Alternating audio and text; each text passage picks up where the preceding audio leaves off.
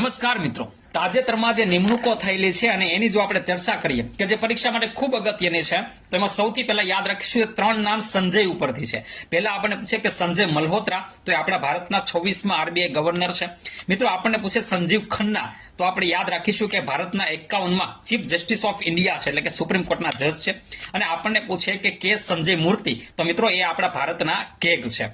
મિત્રો આપણને પૂછે કે રાષ્ટ્રીય માનવ અધિકાર પંચના અધ્યક્ષ કોણ છે, તો આપણે યાદ રાખીશું કે જસ્ટિસ વી સુબ્રમણ્યમ. અને આપણને પૂછે કે ઇસરોના નવા વડા કોણ છે, તો આપણે યાદ રાખીશું કે વી નારાયણ. મિત્રો આપણને પૂછે કે ભારતના કેબિનેટ સચિવ કોણ છે, તો આપણે યાદ રાખીશું કે ટીવી સોમનાથન.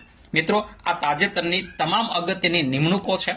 પરીક્ષા માટે આવી તમામ રીલ જોવા માટે મારા આઈડી છે એને ફોલો કરી દેવાનું છે, અને આવા તૈયારી કરતા તમામ મિત્રો છે એને શેર કરી દો. Thank you. જય હિન્દ.